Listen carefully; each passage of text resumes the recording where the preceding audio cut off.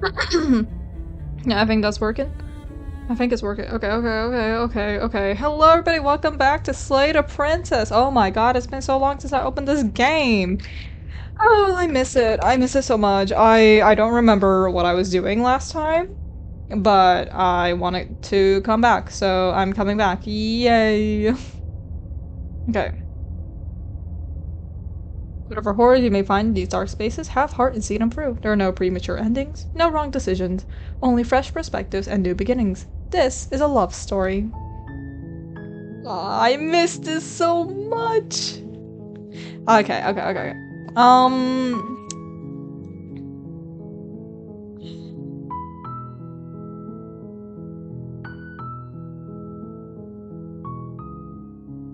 Yeah, okay, there are some auto-saves here, but... November, Jesus. Okay, I'm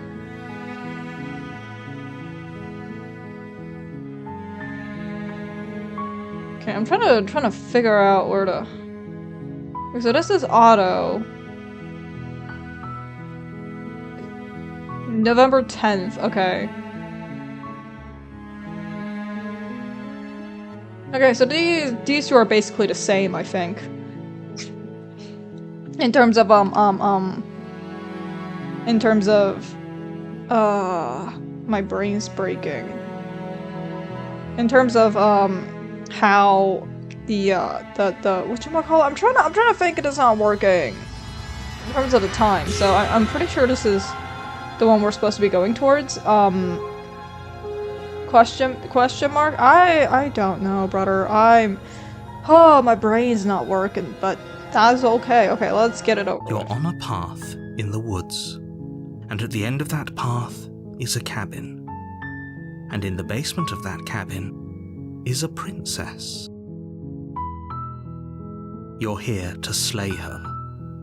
If you don't, it will be the end of the world. Alright, the end of the world. Oh, wait, hold on. I realized something.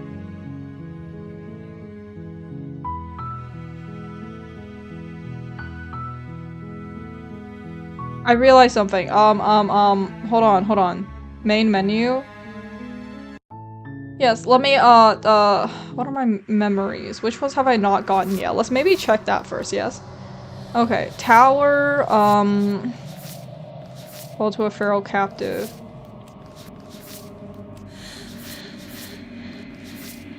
Okay, we're gonna try and go for that one today. I don't know how to get there, but I'm gonna try. I'm talking about the end of everything as we know it.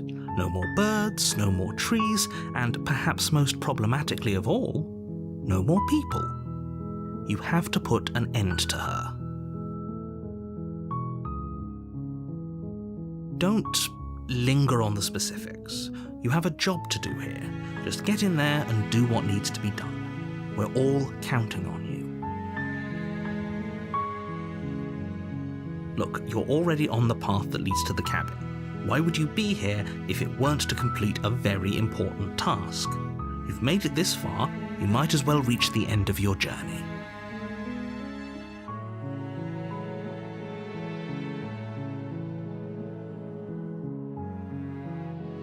Of course I haven't. Why would I even consider that? Nobody wants the world to end.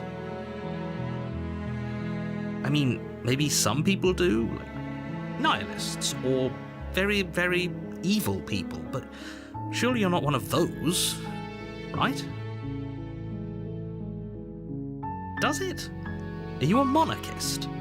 Is slaying a princess that much worse than slaying a fisherman, or a miller, or a seamstress? If anything, slaying a princess is much better than slaying a seamstress.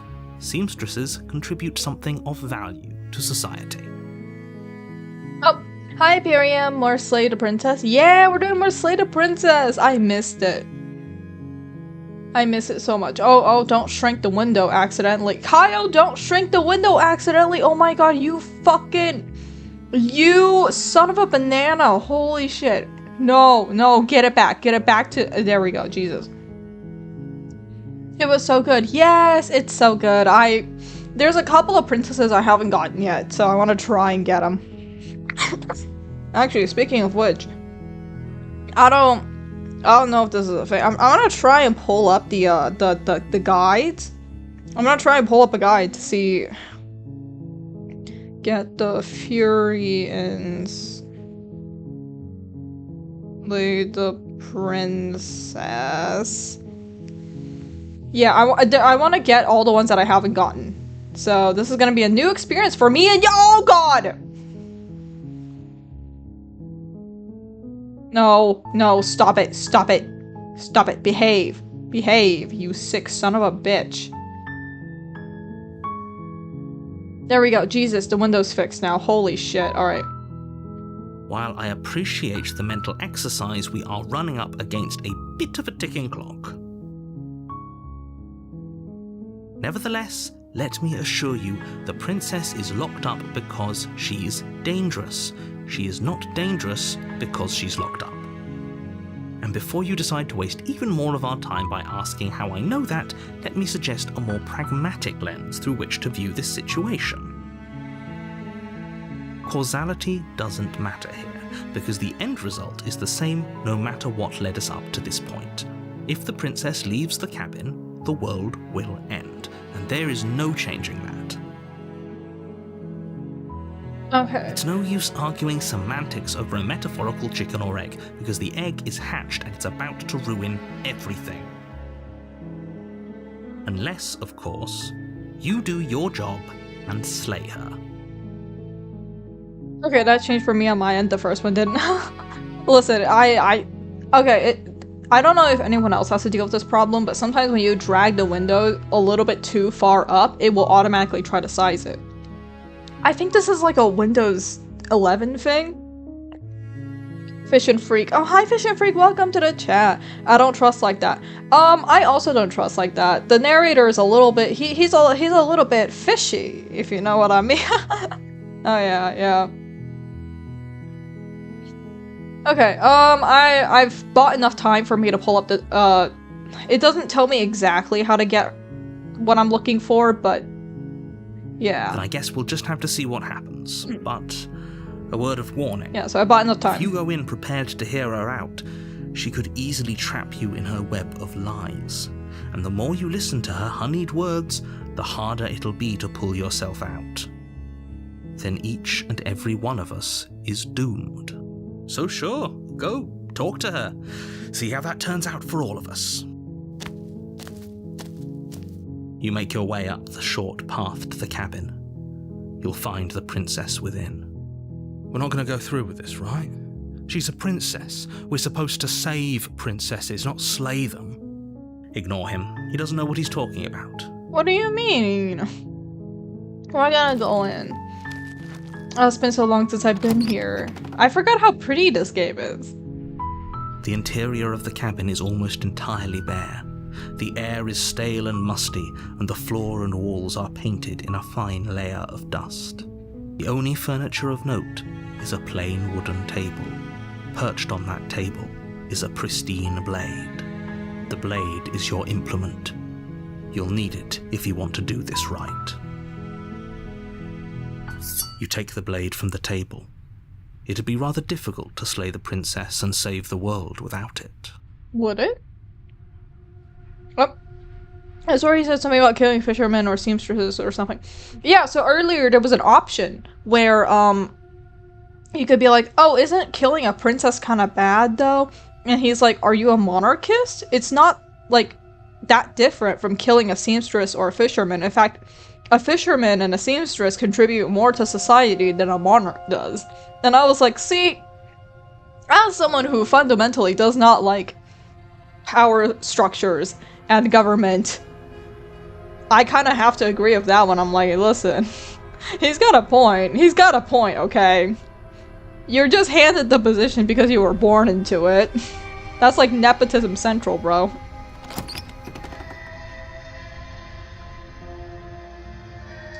The door to the basement creaks open, revealing a staircase faintly illuminated by an unseen light in the room below. This is an oppressive place. The air feels heavy and damp, a hint of rot filtering from the ancient wood. If the princess really lives here, slaying her is probably doing her a favor. Her voice carries up the stairs. So wait, do you believe in the lies of society? I am of the opinion that, like, any power structure, any system of power needs to be reminded that it is there to serve the people. That is my belief, that, like, it doesn't matter what power structure it is, you gotta remember, you're here to help the people. Once you stop helping the people, I stop liking you. That's just as simple as it goes.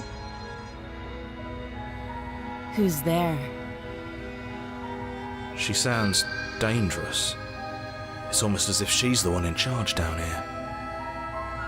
Cheers, I'll drink to that. Yeah, like, look, this isn't so much of a political one as much as it is just a general, like, this is how I personally just live my life. Like, it doesn't matter. Doesn't matter. You gotta remember, you are here to serve the people. If you stop helping the people, if you start turning against them, I'm not gonna be happy about that, and I'm willing to bet that the citizens that you serve are also not gonna be very happy about that. It's just like that. Listen, it's for the people. It is that's the end of it for me. My philosophy goes as deep as, I think we should all be nice to each other. Why can't we all be nice to each other? That's as simple as it goes. Don't let it fool you. It's all part of the manipulation. Just checking in on you. It's been so long since anyone's come down here. I was starting to think they'd forgotten about me. You walk down the stairs and lock eyes with the princess. There's a heavy chain around her wrist, binding her to the far wall of the basement. She's so coldly beautiful. Is she really a threat to the world? Focus on the task at hand. And there you are. Are you here to kill me or something? For this one, something like that.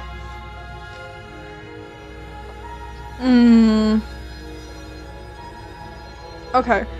Hold on.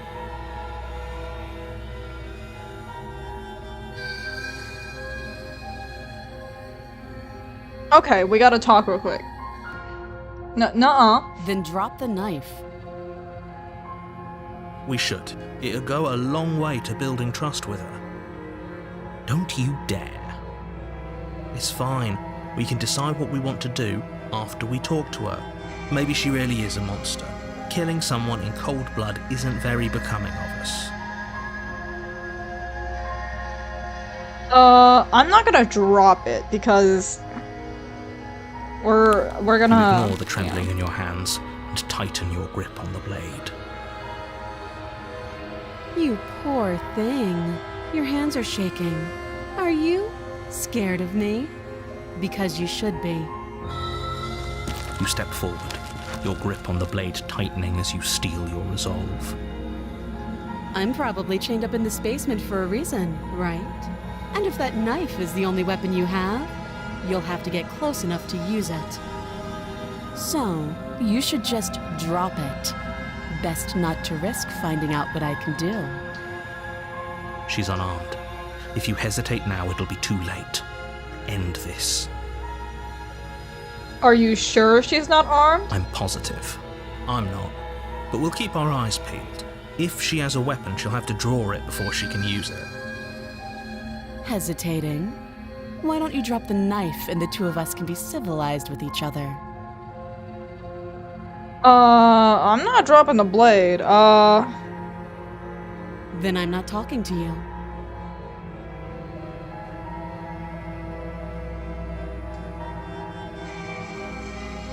Fine, guess then I guess we we are are. an impasse.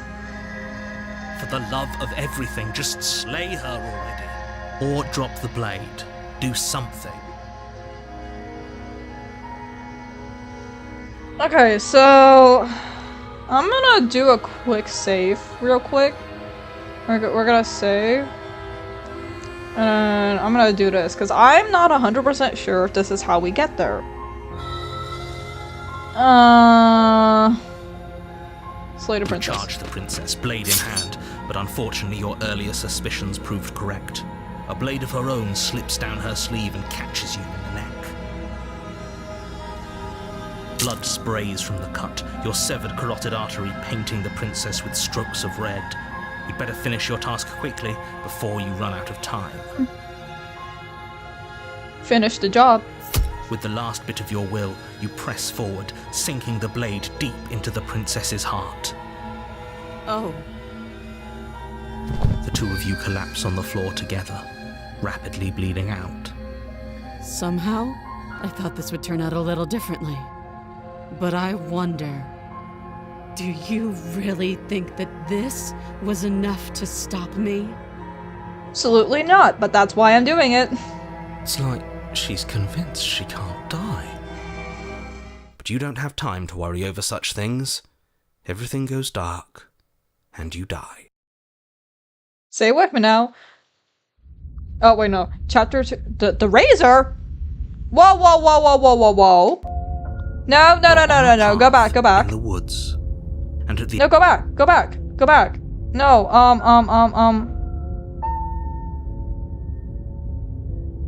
No, we're loading that again. No? No, there's gotta be an auto save here. Okay, we're gonna go in here. Wait, hold on. Which one is this one? We're gonna go do the earliest one, because I don't know where I fucked it up. You ignore the trembling in your hands and tighten your grip on the blade. It's time, or whatever. Yeah, I think I fucked up. How did I fuck up here? You poor thing. You step forward. Yes, I'm okay, probably chained up in this. So, you. She's unarmed. I'm sorry, can't we just talk? Are you sure she's not armed? I feel like that's... These two have to be here. I'm positive. I'm not. But we'll keep on. Hesitate. Not dropping a blade. Then I'm not talking to you. I guess we are. For the love or...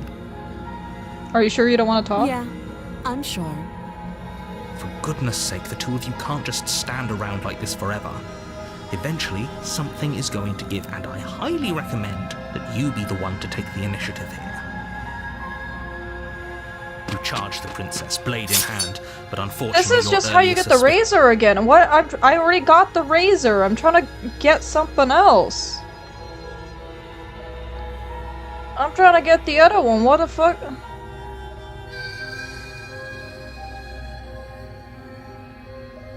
$52, $54. Okay, dang it.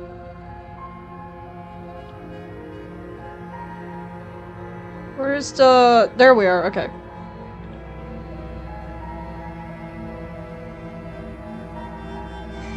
No? Okay, let's go back to this one. I wanna speedrun this one. You make your way up a warning. You're gonna speed for this one a little bit? After some talking... Yeah, okay, I interior of did the some cabin is talking, almost though. I don't understand. Huh? You take the blade from the...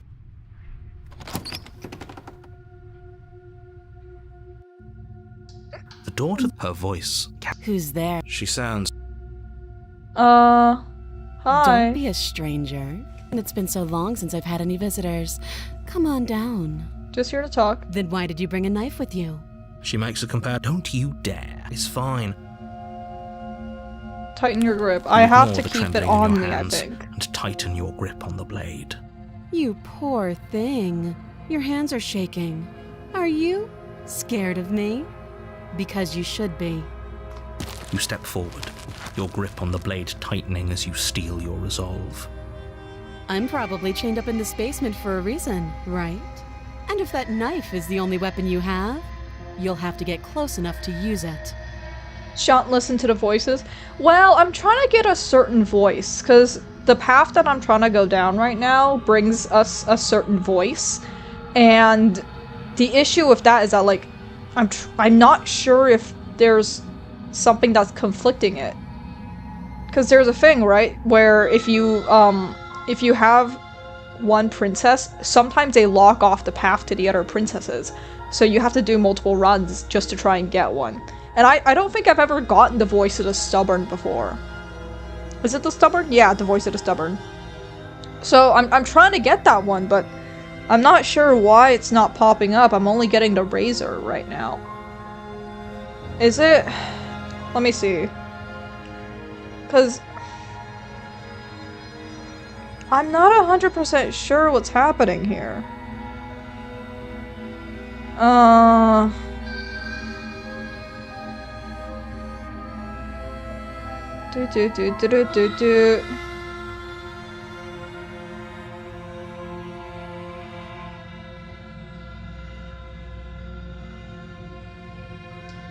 Okay, we're trying to talk is the thing. You should just drop it.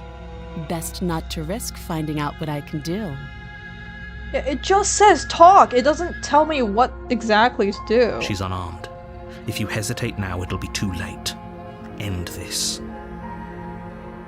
I'm sorry, can we just talk? You're so close. Don't give up. You've come this far. No, this is a good idea.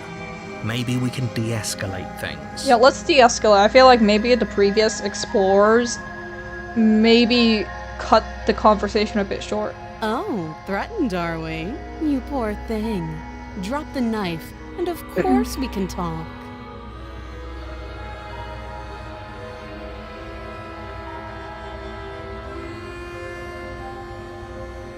Then I'm not talking to you. I guess we are. For the love or drop. Are you sure you don't want to talk? Yeah, I'm sure. For goodness sake, the two of you can't just stand around like this forever. Eventually, something is going to give, and I highly recommend that you be the one to take the initiative here. Fine, okay, let's drop the blade first. The blade tumbles out of your trembling hands and drops to the floor with an unceremonious clang. Thank you. Maybe now we can just talk. Wait, Against we go your better forward? judgment, you step forward to speak with the princess face to face. Will be fine. I don't know what you're hoping to accomplish here, but I can assure you there's no reasoning with her. Just make sure you don't forget about the blade on the floor. You're going to need it. So here we are. What an awkward start to a relationship. A relationship, are you coming on to me? What's your name? She hesitates before answering. You can address me as your Royal Highness, or Her Majesty. Any honorific should do, really. Note the lack of detail. You can't trust her. I know. I just said that. Now why are you here to kill me?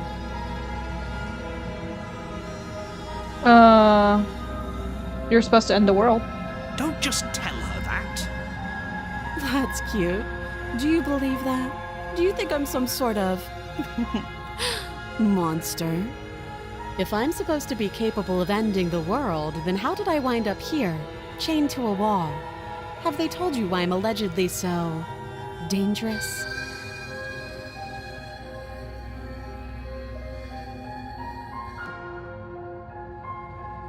Princess hesitates before responding. She doesn't know. She's been down here too long to have any idea of what she'd do in another life. She knows what she'd do. She's just searching for whatever answer she thinks you want to hear. I don't think I can answer that question in a way you'd find meaningful. At the end of the day, whatever the two of us have going on down here is about trust. She's not wrong. Whoever sent you to slay me claimed I was a threat to the world, but they didn't tell you why. That doesn't sound right to me. And I don't think it sounds right to you either. Otherwise, we'd be killing each other instead of talking. She has a point. There's a reason I've been telling you to question the situation, and there's a reason you've listened. So, I could tell you that I'd lead a quiet life in the woods, or that I'd open an orphanage, or that I'd do any other number of good things that I'm sure you think you want to hear. But you don't really know me, do you? What can my word possibly be worth in a situation like this? She's right about one thing. Her word isn't worth anything. Like I said, it's all about trust. Blind trust. So do you trust me, the prisoner, the victim, the princess clearly incapable of ending the world? Or do you trust whoever put me here? She's wrong. This isn't about trust. This is about risk. We stand to lose everything, all for the sake of one person, and a subjugating monarch no less.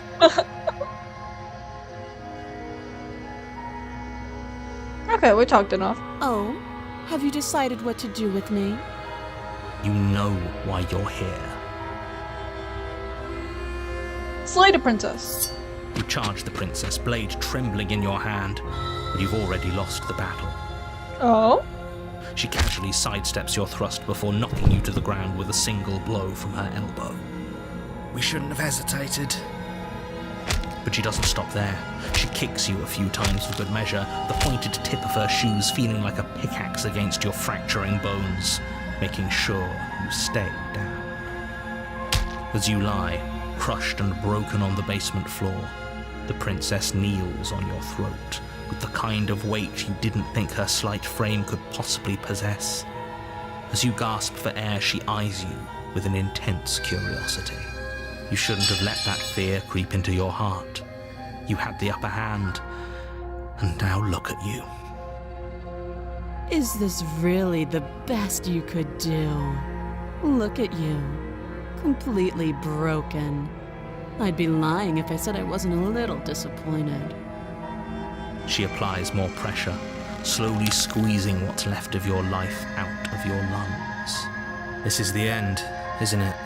I'm afraid it is. Everything goes dark, and you die. The tower, okay, You're on a path in the woods, and at the end of that path is a cabin. And in the basement of that cabin is a princess. So I can keep going on this one because there is another one that I haven't gotten on this path, so let's keep going. You're here to slay her. If you don't, it will be the end of the world. Ooh, yeah. So there's a couple like secondary ones that I haven't gotten, and there's a couple third ones that I haven't gotten. So I'm going for the third chapter one now, because I don't know how to get to the second chapter one that I'm aiming for at the moment. Hopefully I can get there is the thing. It's just I'm not sure what to do about that. It could be my current theory is that however you get to the second chapter one is locked off from the previous. Wait, it's gonna happen again? Yes, this is a time loop. Well, not really a time loop, but you do the same thing a lot. Yeah, I remember seeing the missing pictures when you played a while back. I have no idea which they were. Oh, I can show you them. Real quick, let me pop this here, and then we go to main menu. Memories. Yeah, so these are all the ones that I've gotten so far. So I have this one, this one, this one, this one, and this one that I haven't gotten yet. Which is more than I have got, I've gotten more than I haven't gotten. So we're gonna see a lot of repeats in this playthrough, I think. I also don't know how far we're in. It's very possible that, like, this is the last one. Or, this might be, like, the second to last one, I'm not too sure. But yeah, all of these are ones that I've gotten. Do you know which are level 2 and level 3? Oh, it's very simple. This is level 1, this is level 2, and this is level 3. It's literally by, like, the lines. Yeah, so these are all the chapter 2 variants. I'm missing 2 here, and then of the chapter 3, I'm missing 3, so I'm trying to go get them right now. But the thing is, if you get a chapter 2 variant, it kind of locks off that one. So, for example, like this one branches off into 2 chapter 3s. I think it branches off into, yeah, this one goes into Wraith, right? This one goes into Wraith and then the Moment of Clarity. So these 2 branch off of that one. So if I went and I got the Wraith, I can't do the Nightmare ever again. Like, the game straight up won't let you. So my theory is that one of these other variants locked off the other one here. That's what I think is happening. I can assure you that you're not dead. And to answer your second question, you're here to slay the princess. I literally told you that a second ago. If he doesn't remember what happened, then maybe it's best to keep it that way. You know I can hear you, right? It's going to be a lot harder than you think to keep secrets from me. What does it matter what he knows? There's nothing we can do to stop her. She's just going to kill us again. She is not going to kill you unless you let her. But slaying the princess and saving the world is going to be much more difficult than it has to be if you spend the whole time second-guessing yourself. Well, let's assume I'm telling you the truth. Why should I listen to you? Those are 2 very different questions, but fine, I'll indulge you if that's what it takes to get you moving. Let's say for a moment that this really is the second time you've met me, or at least a version of me. You died last time, which probably only happened because you didn't listen to me. Of course we died. We couldn't land a single blow on her, and she broke every bone in our body before she decided to let us die. What were we supposed to do to stop her then? What are we supposed to do to stop her now? It's pointless. She's just a princess. Slaying her shouldn't have been difficult, but congratulations. You've been given another chance to actually do this right. And I believe your other question was something along the lines of, oh, what's the point of doing anything? If you're asking that, it sounds to me like you're making the rather dangerous assumption that your actions last time around didn't have any consequences. What do you mean? Of course there weren't any consequences. The princess killed us and now everyone's right back where they started. That sounds pretty consequence-free to me. Hold on, just realized something. I'm gonna shrink this a little.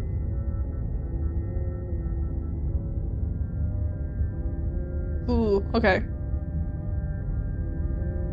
I'm gonna shove myself a little bit in the corner so that you can read that. Just for today, it's in the corner. If it's the latter, what do you think happened after you died? Do you think the people there lived happily ever after? Or do you think that the princess, left unhindered, brought about the end to everyone and everything, just like I told you she would? If she ended the entire world, why should we even bother? We might as well just walk up to that cabin, break her chains and let her do whatever she wants. It's all the same in the end. Just because she's capable of ending the world doesn't mean you're not capable of slaying her. Both of those things can be true at the same time. So chin up. I believe in you. Proceed to the cabin. This voice is a total bummer. Yep. Warning, before you go any further. Yeah, the voice of a broken is he's real depresso, guys. Yeah. I think this is not like concrete or anything. I think a lot of people don't really like him that much. I'm okay with him, but you know, some people don't really like that he's a really Debbie Downer. She will lie, she will cheat, and she will do everything in her power to stop you from slaying her. Don't believe a word she says. We might as well just pledge ourselves to her and stop pretending we're capable of doing anything in this situation. She probably doesn't even need to try to overpower us. Can we tone down the pessimism just a smidge? I'm not being a pessimist. I'm just being realistic. You're being annoying. Just ignore their bickering, and whatever you do, don't pledge yourself to her. I cannot stress enough how absolutely catastrophic that would be for everyone, yourself included. I agree. If she's wrongfully imprisoned, then we should rescue her, but if he's telling the truth, we shouldn't just hand her the world on a silver platter. Rescue her? Given the stakes of the situation, there isn't really a difference between rescuing her and pledging yourself to her. Either would be terrible. So please try to ignore both of those knuckleheads and focus on saving the world. Let's not make this harder than it has to be. If that's what you want, I guess I don't have a say here. You say that, but I think last time you forced me to get sacrificed or whatever, right? The interior of the cabin is larger and more grandiose than its humble exterior would suggest. The only furniture of note is a massive marble altar with a pristine blade perched on its edge. The blade is your implement. You'll need it if you want to do this right. Why do we feel so small? We don't feel small. We are small. Maybe that's because you haven't actually been here. I hope this means you'll finally drop that ridiculous past life nonsense. You haven't died, and you certainly haven't been killed by the princess. That's because there isn't a mirror. There's the altar, the blade sitting on the altar, and the door to the basement. There's nothing else in here. There's definitely a mirror. There isn't. There's a mirror. Who cares if there's a mirror? We're all going to die anyway. And I'm sure that if we looked in there, we'd just see something sad and miserable looking back at us. We don't need any reminders of what we are. It would only make things worse. Where's that one line from the voice of the smitten where he's like, "Listen, I'm sure we look great. Don't be so sad. We look amazing." For the last time, you're not going to die unless you let it happen. And luckily for you, there isn't a mirror, so no one needs to worry about confronting a grisly visage any time in the near future. Lol, yeah. Though, for what it's worth, if there were a mirror, I'm sure that you wouldn't find anything sad or miserable in it looking back at you. You probably look perfectly normal. I love how, like, the few times the narrator is, like, actually kind of on our side on this one, where he's just like, "Look, you don't look ugly, man. You look fine. I promise you, you look fine." They're also funny and interesting. I think I've said this before. I am so impressed by the fact that there's only, like, what, 2 voice actors in this entire fucking game? Like, Jesus Christ, and they do a really good job of making them sound like completely different people. Like, I genuinely have to get kudos. Probably. Do you not know what we look like? He knows. He just doesn't have the heart to tell us. Yeah, we got a face only a mother could love. I actually scratched that. I don't even think our mother loves us. I care about whether I'm being lied to. There's a mirror. As do I. And yeah, there is. I know, yeah. It's like, this is like, I wanna play Disco Elysium too, because Disco Elysium is somewhat similar to this, where they fuck with the narrative a little bit, and this is just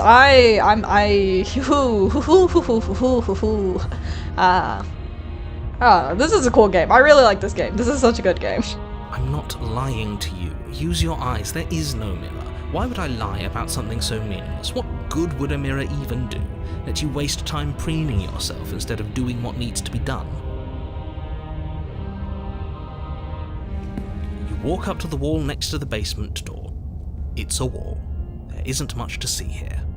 Disco has mirrors too? I'm sure it does. I want to play Disco Elysium so bad. I want to... Oh my god, one of these days I'm gonna play it. I swear to god I'm gonna play it. There's a couple of story-based RPGs on my computer. Once I get through those, I want to do Disco Elysium. This really isn't funny. Yeah, the only reason why I haven't done a story-based RPG recently is because my fucking vocal cords are dying. I don't know what that is, but I'll be happy to see you play it. Okay, so you know how Slay the Princess has like a bunch of meta-narrative, where it's like a bunch of like things on the side? Disco Elysium is kind of like that. It likes to fuck with the narrative a little bit. And by narrative, I literally mean like narration and how the story is told to you. So if you like Slay the Princess, you'll probably like Disco Elysium. And I know that there's the creators of Disco Elysium split off, and they made their own studios, and they're coming out with their own games. So when those drop, I really want to play those, because I'm so excited. I want to play that so bad. You reach forward and rub your hand against the cabin wall. I hope you know how ridiculous you look right now. Oh, what? Yeah, there was a whole thing where, like, I think the company behind Disco Elysium got bought or something, and the creators weren't poggies with that, so they jumped ship or whatever. I don't fucking know what the story is. I just know that there's more games coming out. So when it happens, I'll support them. We should count ourselves lucky. Some things are better left unseen. I've never played this, but I've been on Disco Elysium since day one. Honestly, I got on a little bit late. I got on a little late, and I regret that. I really want to get on it. It's oh, I love story-based games that like fuck with the narrative. It's so funny. Like Stanley Parable, I love that shit, man. Wait, hold on. This is where we differ.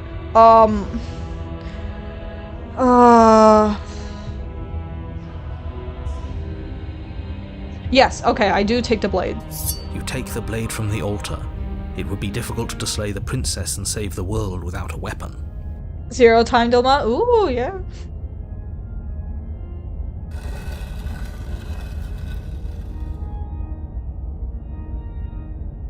The door to the basement creaks open, revealing a spiral staircase. Its steps almost as deep as you are tall. The smell of incense drifts up from below. For a moment, you almost feel at ease. Little side tangent, okay? A lot of people, when they talk about, like, incense in, writing and stuff, a lot of people use sandalwood incense. I think it's because it's pretty common. And I've seen people go like, oh, like, who the hell knows what sandalwood smells like? And I'm like, I do, because we burn incense every Chinese New Year's. Like, every time the Lunar New Year rolls around, we're burning incense, so I know exactly how it fucking smells. I don't know, to me, sandalwood is just like a really common scent, in my opinion, so I don't know, maybe like some people aren't as familiar with it as I am, because I can identify sandalwood pretty easily. Huh. This is actually kind of nice. Yeah, it is very nice, isn't it? Like, I could live with this. It's still a stone basement. If the princess lives here, slaying her is probably doing her a favor. I disagree with that. Her booming voice rolls up the stairs. Is that a guest I hear? Don't linger on the stairs. Come down and witness me. You weren't kidding when you said it was booming. She wasn't like this last time. We need to get down there. She wants us to see her. We need to see her. This voice banging. Should we be worried about your sudden change in attitude? Just a few minutes ago you were going on about how pointless everything was. Now you want to go down there. It doesn't matter what that little voice says. He's not the one making the decisions.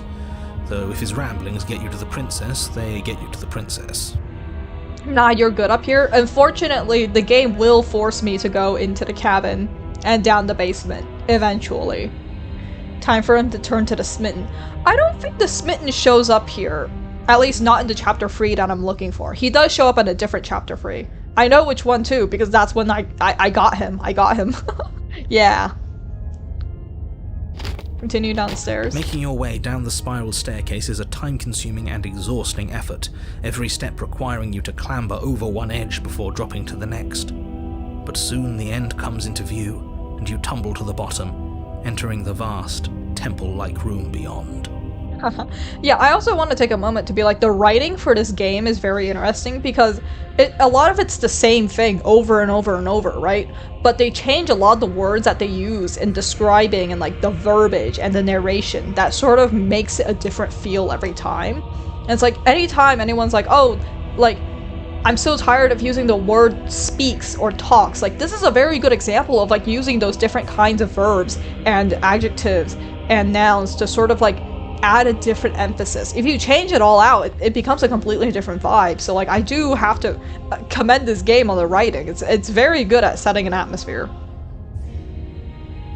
The princess towers over you, almost glowing in the weak starlight, her figure framed by a stained glass window.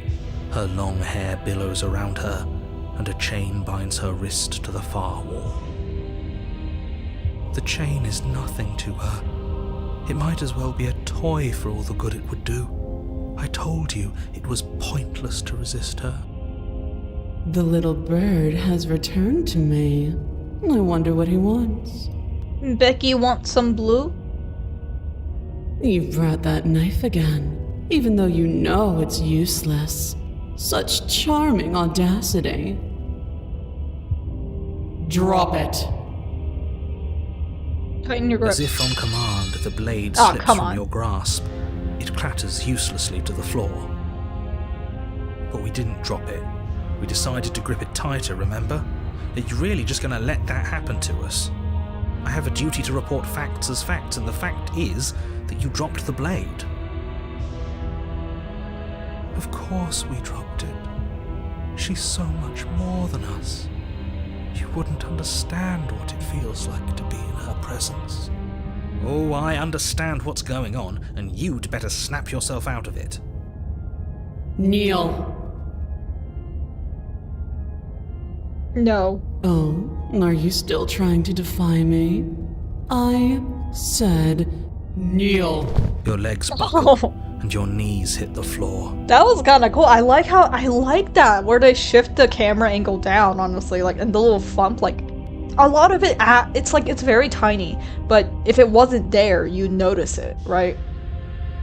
That's my good little bird. Now, why don't we talk? The last time we met, you told me I was destined to end the world. That thought wrapped itself around my heart. It has pulled at me since the moment I squeezed the life out of your broken lungs.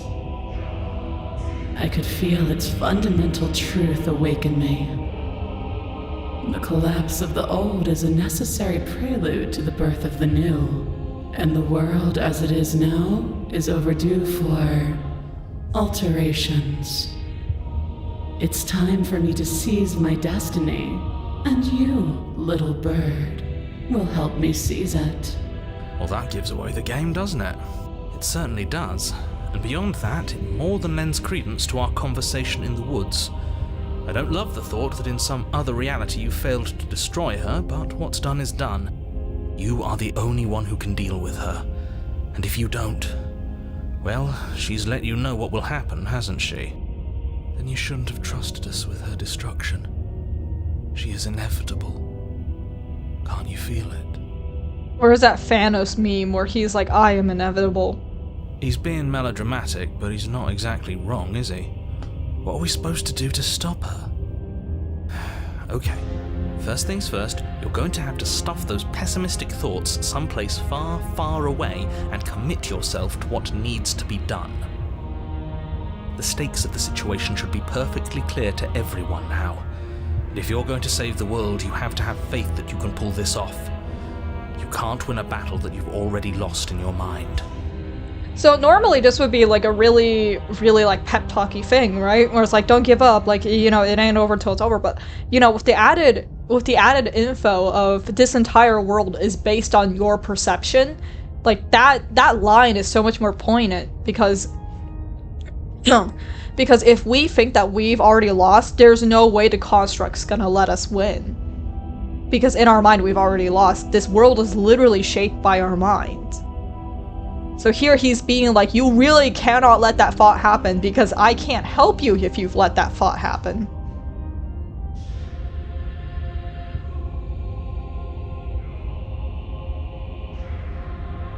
I have questions for you before I decide to do anything. Know the limits of your privilege, little bird. There's an empty place at my side for you to fill, if you'll have it. But it is not a place for an equal. It is a place for something worthy to be kept. A priest, perhaps, or a pet. Yeah.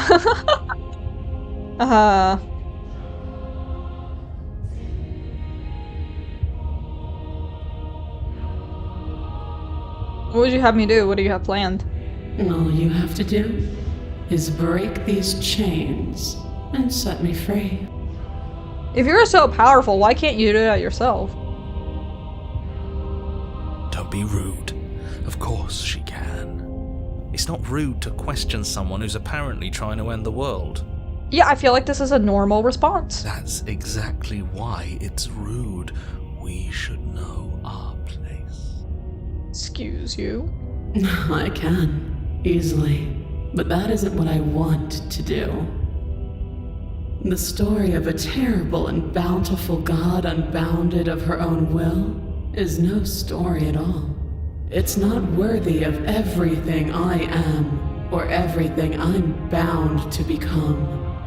It isn't even worthy of what I was. The destruction in Genesis that's to follow in my wake is deserving of a song that can echo for eternity. The song of you, being so struck by my glory, so overwhelmed by what I am, that you feel you must deliver me into the world. And from your act of utter devotion and submission springs a new dawn, a better dawn. Submit now, submit later. It makes no difference. Because in the end, no matter how vainly you struggle against me, my will triumphs over yours. Just because you're supposed to end the world doesn't mean you actually have to do it. You can be whatever you want to be. This isn't about desire. This is about what I am. And I have little interest in discussing destiny with one that cannot see the divine truth that shines in my heart. I'm not gonna help you end the world. I don't care if something new comes after, I just can't let you do that. I say, perhaps you need another lesson in submitting to your betters. Pick up that needle. Do it. It's what she wants. No objections here. You're gonna have objections about that real soon, buddy. Don't know what she's planning, and I don't like that we don't know what she's planning, but we might as well pick up the blade. It's not that hard. She's gonna make us stab ourselves, brother. As your eye falls on the blade, you feel a weight. Some divine hand that sits unperceived by your senses, but that manages to push you towards its desires like an unseen puppeteer.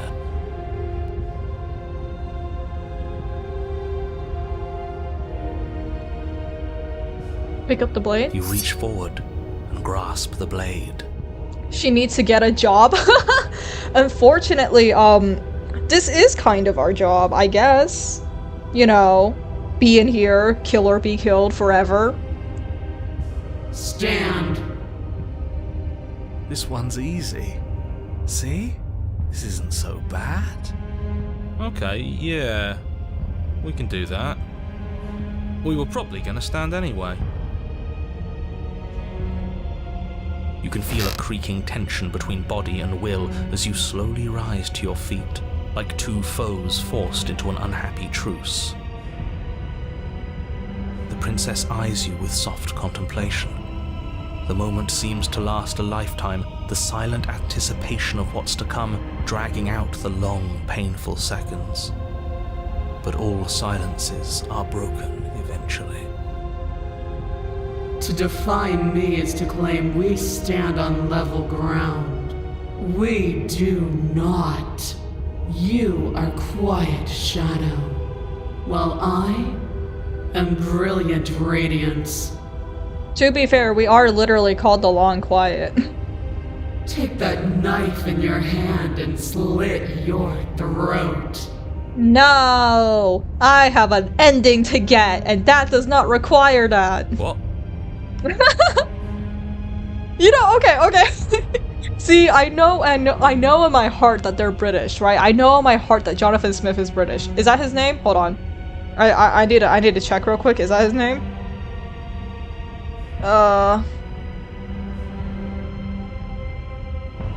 Let's see. Yeah, Jonathan Sims. Jonathan Sims, yeah. I know he's British. But sometimes I kind of forget that. It's moments like these where I'm like, oh yeah, he really is British.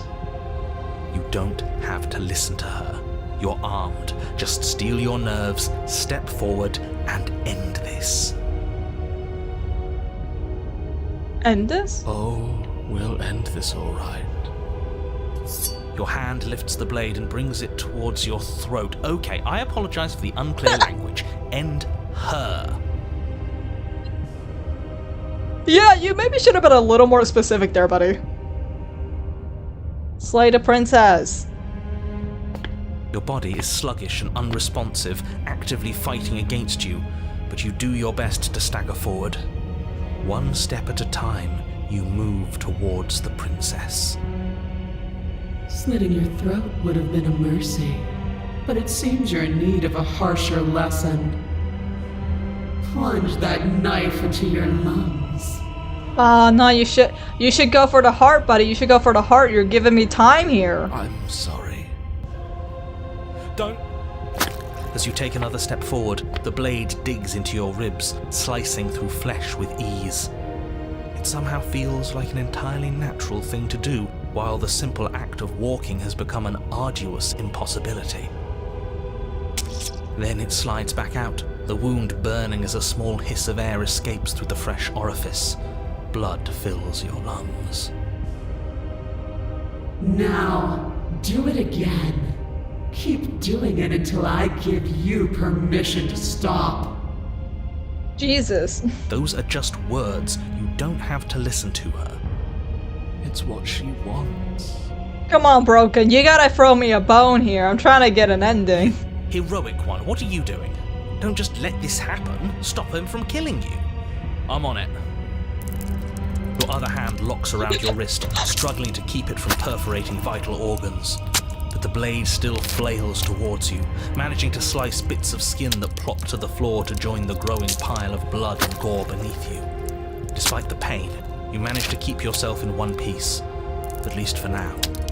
Why are you hitting yourself? Why are you hitting yourself? Why are you hitting yourself? What a pitiful display. A wounded little bird, thinking it can defy a god.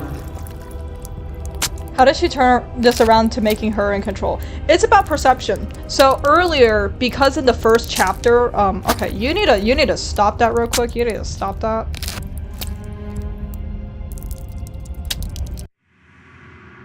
There we go. Okay, so earlier in chapter 1, she kicked the living shit out of us here. Like, where is it? I'm sure it's here somewhere. Where's the one where she kicks the shit out of us?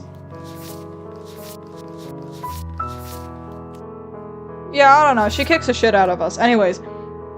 And because she kicked the shit out of us in a way that we couldn't even fight back, our perception of her has now converted into she is stronger than us, that nothing we can do will help. She is going to beat us down no matter what. And that's what the broken is spawned from. And it's two parts, right? It's both of how we perceive the princess and how the princess perceives us. So the princess becomes this, like, sort of goddess-like figure where she's, like, taller than you, she's bigger than you, she's in control, she can make you do things, she can beat you into the ground. And in turn, our broken voice is from her perception of, oh, you're a weak person who can't even fight back. I can just stomp you like an ant if I wanted to. So that's sort of how the broken and the tower become like a thing in chapter 2. And if you continue that path in chapter 2, it escalates to the apotheosis. Let me see if I can have it. Let me pull it. Yeah, there we go. So if you follow that logic of, oh, she's going to, like, if she's a dominating force, you can't do anything about her, and you follow the broken into just letting her, like, let you stab yourself, she eventually just turns into this giant fucking god. Like, this giant universe eldritch god thing. And it's like, that's the escalation, right? But we're going a different path. We're trying to do something else here, so we're gonna see a different side of that. It doesn't have to be like this. It doesn't have to hurt so much. You can choose a gentle end. You can choose to leave that punctured vessel for the next. I'm not gonna, though. Slay the princess! boy. You can pathetically struggle against yourself until the floor of this temple is painted with the bloody impressions of your futility. You continue to approach the princess, even as the repeated gouges of your blade expose bone and muscle to the open air of the basement. You'd be surprised what a human body can go for. Well, this isn't a human body, but you'd be surprised what a body could go for before it drops. You know, this would be a lot easier if you gave us a hand. My influence only goes so far, and I can only juggle so many things at once. The best I can do right now is to continue to drive you forward. Believe me, this whole ordeal would be so much easier if I didn't have to contend with free will. You're the one making things difficult. You're the one making us hurt. She doesn't want to hurt us. She's just doing what she has to. Stop. As you finish crossing the room, you fall to your knees at the princess's feet, your chest heaving as your blood pools in the crevices of the stone floor, the coppery taste coating your throat. The princess kneels down, lifting your chin with her finger as her face lowers to yours. Your devotion is misplaced. You've surrendered to delusion. But something about your defiant spirit speaks to me. You are different than you were before. Perhaps, if you've learned your lesson, I can spare you from the release of death. That's a little demeaning, isn't it? Little. Yes, how thoughtful of her. It's a mercy. Take it. I think he's given up whatever say he had at the start of all this. At least one of you is sane.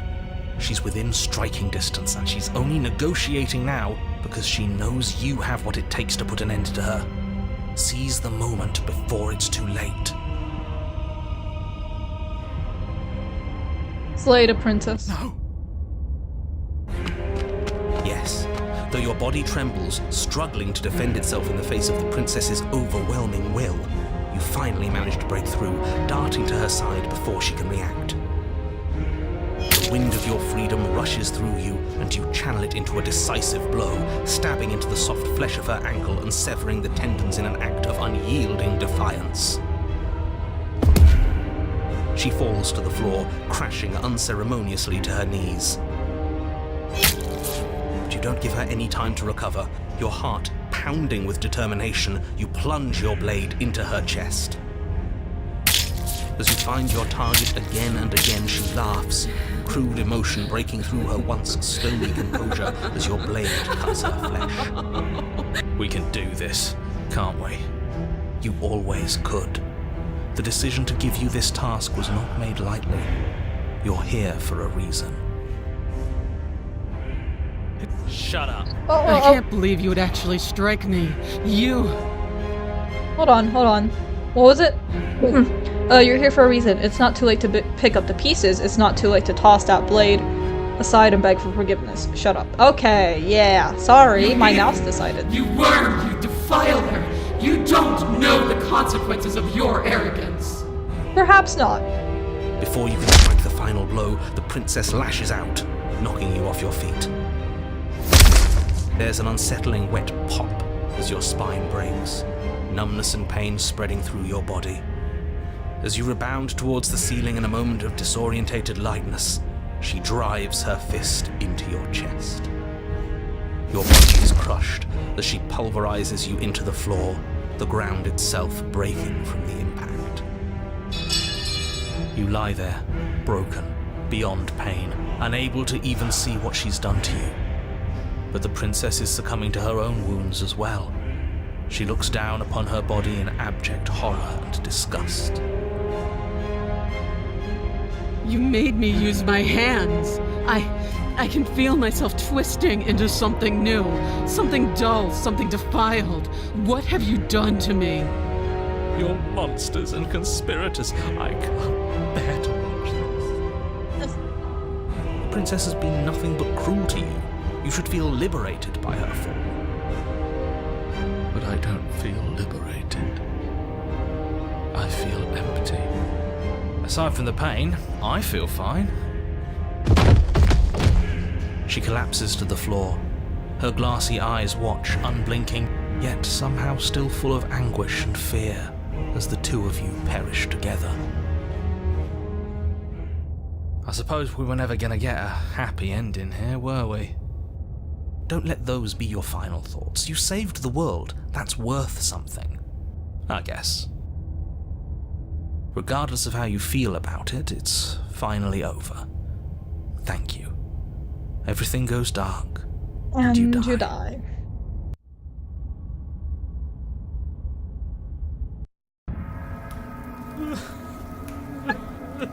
You're on a path in the woods, and at the end of the path... Okay, what the hell is that? Well, let him go on for a little bit. What?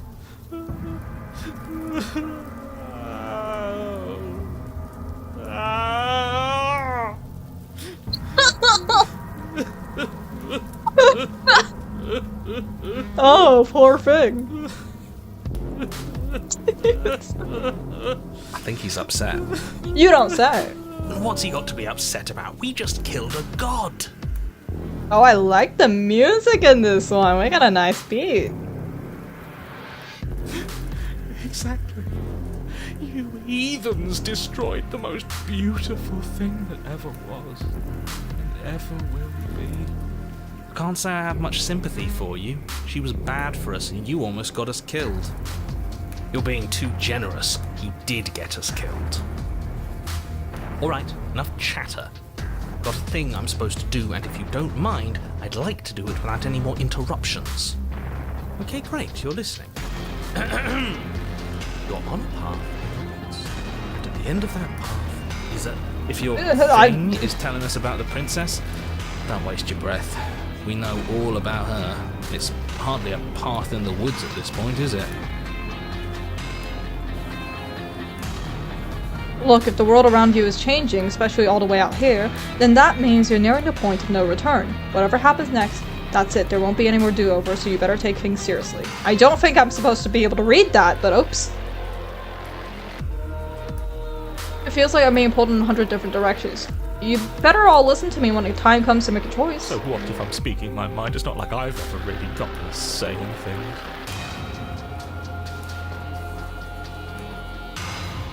Okay. What a crock of shit. We died. Oh my god, oh my god. Yeah, you stabbed us last time repeatedly. Didn't even work. Doesn't count. If you didn't submit to her, for all we know, that wouldn't have happened. It's the punishment you all deserved for not listening to her. Aside from our sulking friend, I don't think we have much to worry about. You're still the one in charge here, and I don't think that's ever gonna change. Second he tries something, I'll put a stop to it. If we hit this point of no return you mentioned, what happens? Then what happens? Have you even been listening? It's the end is what happens. Yeah, but is there something after the end? How am I supposed to know? The end means finality. It's not like I can just peek on over to the other side and tell you what it's like there, if there even is a there. It doesn't matter because we're going to win. Now that's exactly the sort of mindset I like to see. Don't let yourself be consumed with self-doubt. Don't flirt with oblivion. Just focus on the present and everything will be absolutely fine.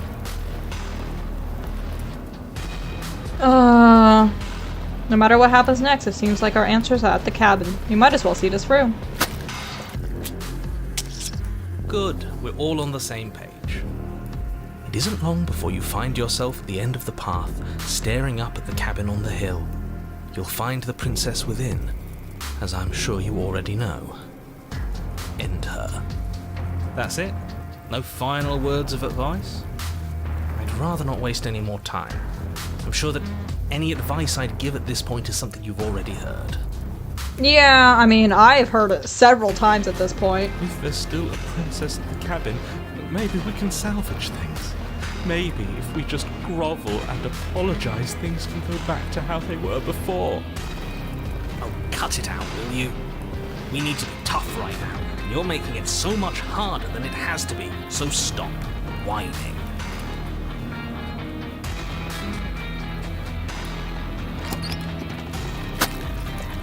The interior of the cabin is a place that feels long forgotten. There was once an elegance to its construction, carved marble columns holding a high arched roof, vaulted windows letting in the weak starlight. But that is how it was. Now there is a growth that has overtaken it.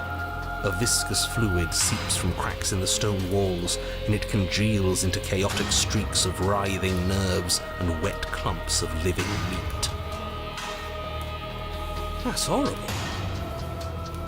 You did this. The only furniture of note is a pulsating pedestal, a pristine blade perched on its edge. The blade is your implement. You'll need it if you want to do this right. So I'm here again. This time it's blocking the door. A mirror? There is no mirror. We've done this already. Try to keep up. The repetition is maddening. I don't know what to tell you. There isn't a mirror because I would know if there was a mirror. You're either seeing things or you're confused on the definitions of door and mirror. Or you're seeing things. That seems far more likely. What are you trying to say exactly? He thinks we've lost it, that we're succumbing to madness, that something in us has broken. That's an unnecessarily melodramatic way to describe a hallucination, but sure. I'm not going to waste time arguing with any of you. It went away after we touched it last time. Let's just do it again. Hold on. Hold on. I have to check something real quick. What does this do?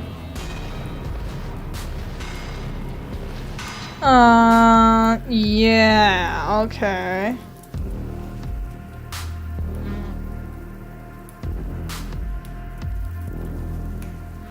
Okay.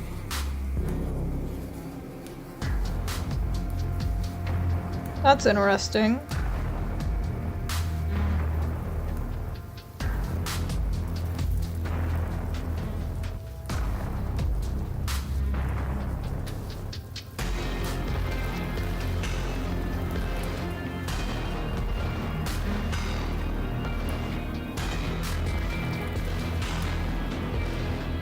Interesting. Okay.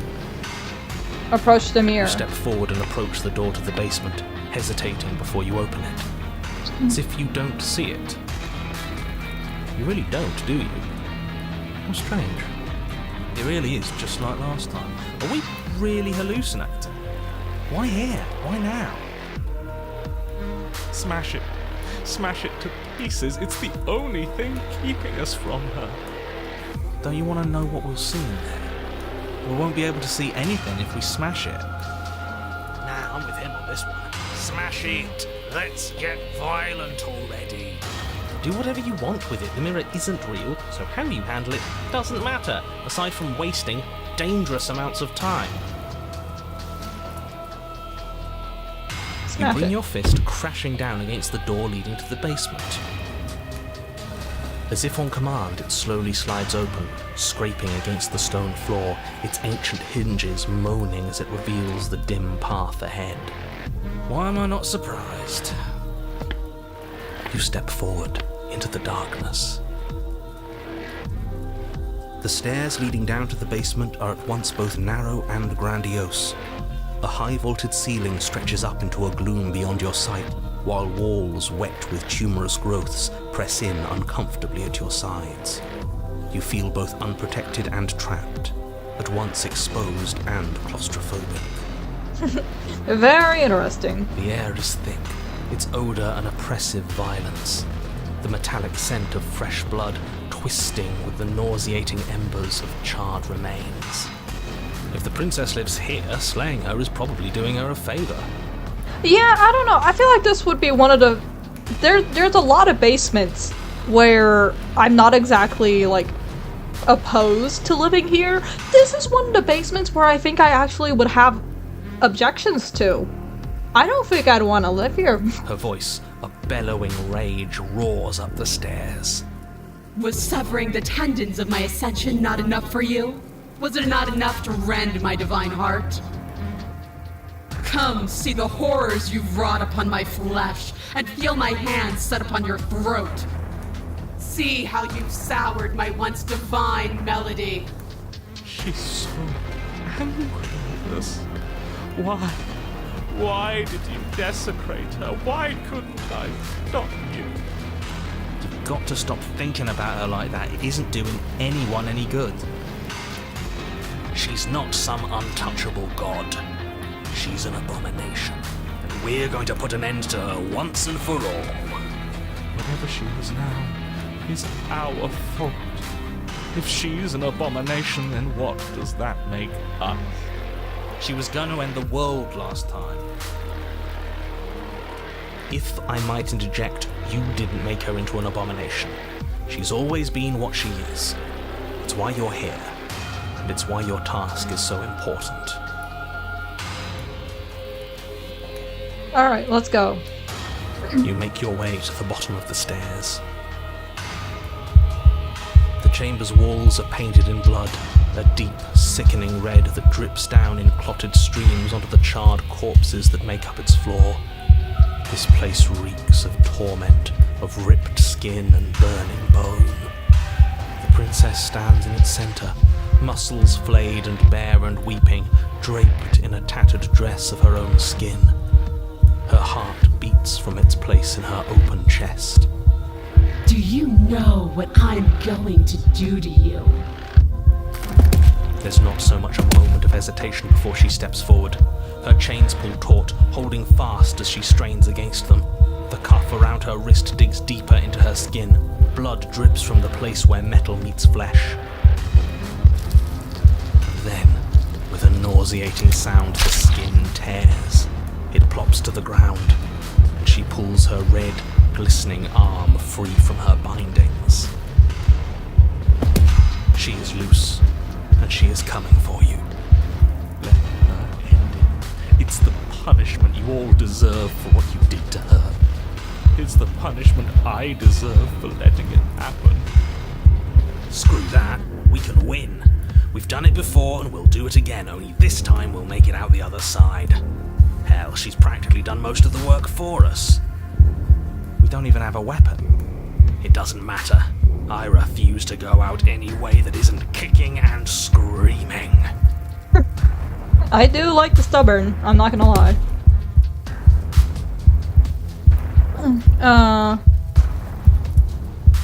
Given up on destroying the world, have we? The world hasn't wronged me the way. She bounds Oh my god. The world hasn't wronged me the way that you have. Maybe I'll get around to it eventually, though. Once I've had my fill of you. She bounds across the room, her fist ready, her heart set upon your destruction. With a horrifying squelch, you are unwound. No, that's our stuff. She can't just do that. She just did. Unfortunate, I know, but reality is reality. You should all just be grateful she's decided to keep us alive. Even in her defilement, she is merciful. We're not out for the count just yet. But we didn't even bring a weapon. Yes, because we knew it was over. No weapon this time? It's almost as if you were planning on dying here. As if I'd grant you such a mercy. No, we're going to make this last forever. Let's see how deep we need to dig to find the defiant little spark of your soul. This will hurt you. Something infiltrates you. Though you do not see it, you feel it, slithering into your disaster of a body, seeping into the gaps between your molecules. The body of a sapient creature has, on average, 30 trillion cells, and each one of those cells is composed of 100 trillion some odd atoms. One of those cells is peeled from the others. 100 trillion atoms are gone. Are you still there? Are you still you? Yes? I think. Then 2 are peeled away. Then 4. This is nothing! Nothing! 8, 16, 32, 64. Whatever is happening to us, it's happening faster. 128, 256, 512. Are you still there? Are you still you? 1024, 2048, 4096, 8192. I feel smaller than before. 16,384, 32,768, 65,536. You can't just count us into oblivion. 131,072, 262,144, 524,288. Oof. Oh, jeez. The amount of math going on here gave me allergic reaction. That's what happened. What happens when it gets higher? Like, really higher? Then our body is no longer a body. Then we no longer have body anymore. And I don't know if we die, but you know. Nothing. Just like nothing's happening now. But something is happening now. Something in us is liquefying. Something that started small but that keeps getting bigger. 1,048,000. The hundreds don't matter anymore. Are you still there? Are you still you? 2,096,000. 4,192,000. 8,384,000. I don't like this waiting. Waiting for something to happen. But it's taking so long. 16,768,000. 33,536,000. 67,072,000. Your eyes are useless.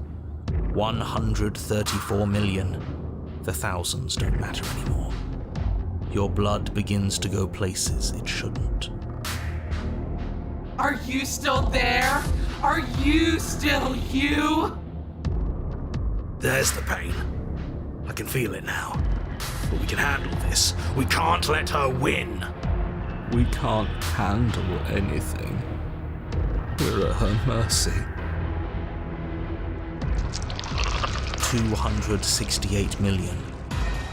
We don't need to count anymore. Your lungs fill with liquid. You smell things you shouldn't. You choke on pieces of what used to be you. Doesn't matter, because we're still alive. You are deconstructed. You are reconstructed. A square you, a round you, a you with too many legs, a you with many mouths which won't stop screaming. Then all of it pressed into a ball, tightly packed into the size of a fist. What does you even mean anymore? We just keep changing into horrible things we can't control. Make it stop, please. Make it stop. Please make it stop. You means we exist. There has to still be a way for us to win. Otherwise this would be pointless, and all this torture would be for nothing. You're right about one thing. It is torture. But it isn't pointless. The whole point is that it's torture. Are you still there? Are you still you? No. Yes. The ball is unraveled into the shape of a body. The skin peels off in a corkscrew. The eyes are plucked. The organs arranged in the air in a neat row. Are you still there? Are you still you? No. Yes. You are stretched into a line 12 feet long. then 24, then 48. The line gets thinner as you get longer. A mile. 2, 4, 8. Are you still there? Are you still you? I mean, as long as you can define yourself as you, then yeah, technically. Yes. 16, 32. Come on, Stubborn, we got this. It's you and me here, it's you and me. 64. No. And then, all at once, there is a great rewinding, and all of the disparate threads that once were you fall dutifully back into place. You are whole again, and in your body, the same body you arrived in. The princess stands before you, her dress of skin more tattered than before, her face sullen. It's all hollow. I ripped you to pieces. I broke your will, but it means nothing. I am forever a piece unfinished, a song with no refrain. Wait, why are we counting? I was cooking? Oh, so basically she tore us apart. She literally reached down and started disassembling us, atom by atom, and then she started rewriting and remixing our body into many, many different forms until we could no longer tell if we were a singular entity anymore. Why did you keep me alive? I've been here so long. Everyone is gone. There's no one else here. I can't feel anything anymore. But still, I'm here, watching. There's nothing for you to say. We're so different. How could I ever hope for you to understand me? Oh, thank you, Fish and Freak, for the follow. On that terrifying note, I'm gonna sleep. Aw, good night. It's okay. This game is great. It's good for not nightmares. I promise. She stands, arms outstretched, neck craned, gaze transfixed on something unseen above you both. But perhaps there is a way to grant you understanding. Perhaps there is a way to make myself whole once more. You are unwound again. But it's different this time. Nothing slithers into your cells. You can feel something changing inside of you. But you see her changing too. Threads, strands of you, becoming pieces of something new. Something that's both you and her. Oh no, absolutely not. You have to stop this, do you hear me? You have to stop this, or the entire world ends. There's nothing left to stop anything. Your consciousness drifts towards hers. Yes. Yes. See me as I have had to see you. You do. You see a towering heart, wounded and alone. One that is familiar to you, if distant. No, this isn't right. I feel cold.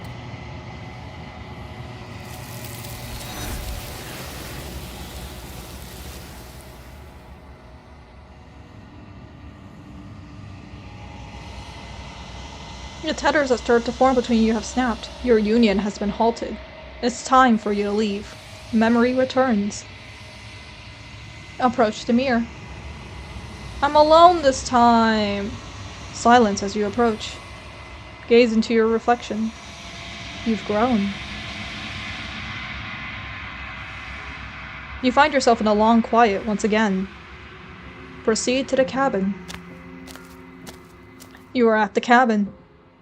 Approach her.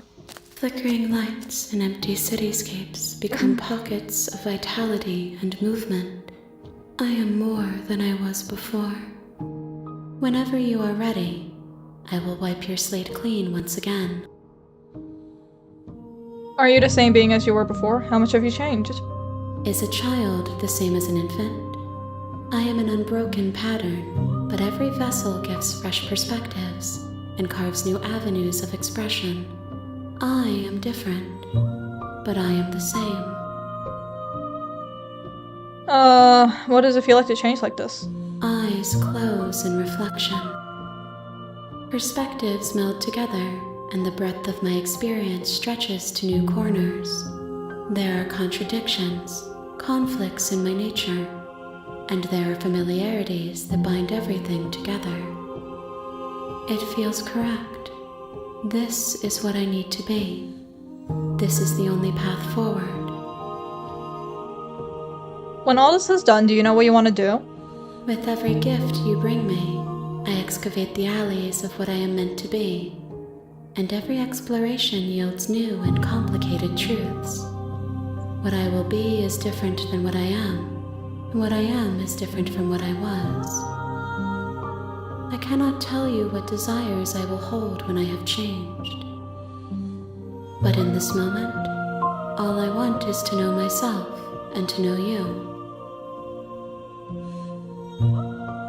You know, at the end of this, once you're finished, I'm gonna kill you, right?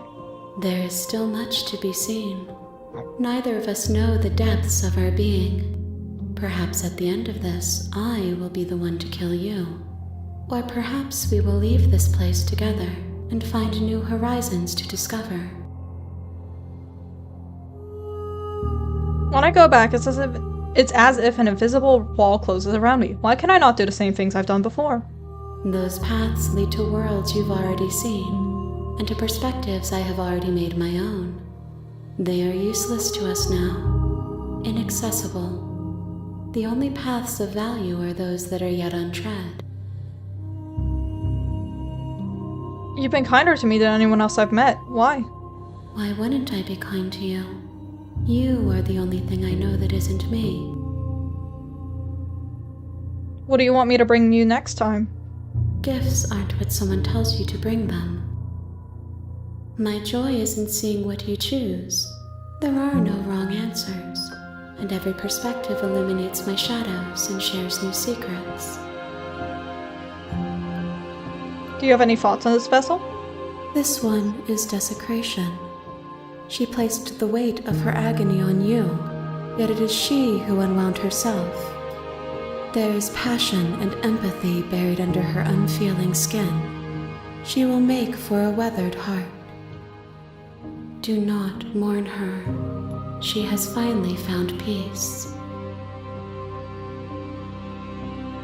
So you don't have any preferences on how you like to change or grow? My preference is for you to show me what you would like me to see. I cannot know the ways I wish to grow, for I have yet to feel them. It is you who guides me down the thin trail of perspective and memory. When I want to hurt you, the more times I go back, the worse I fear things will be. The vessels are shaped by memories of you, but their impulses are drawn to the edge of the long quiet. To them, you are a gate to something more, and any hurt you've caused them is understood as a fair price for freedom. But they are only thoughts and perspectives. They are not me. The wounds they've suffered carve texture around my heart. Without them, I would be as I was before.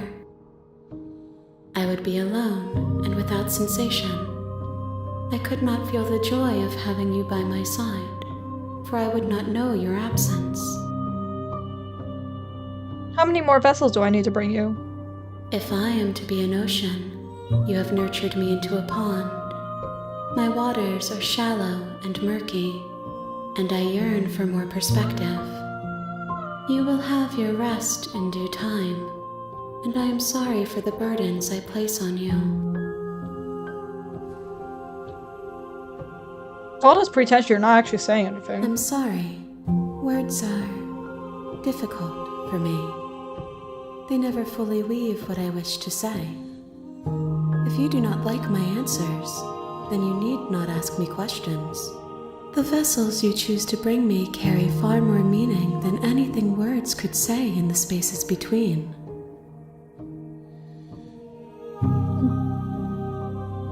Ready to go back? I will long for your return, but it will give me time to reflect on what I am. We will meet again. Everything goes dark and you die.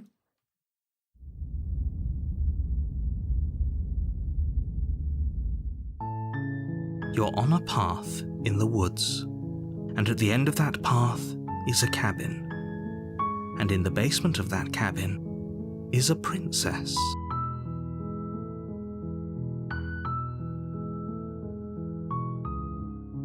Alright, we are going to actually call it a night. It's kind of late and I do have to wake up early tomorrow, so I'm gonna call it. Yeah. But we did get the Fury today, which is what I wanted. I wanted to get the Fury. So we have 4 more that I have to get, and I don't know how to get them. But we'll see. Oh, I just bumped my mic. Oh no. Alright, thank you all for coming. I will, turn the background music on. Yeah, tomorrow's Wednesday, so I probably won't be streaming. See y'all whenever.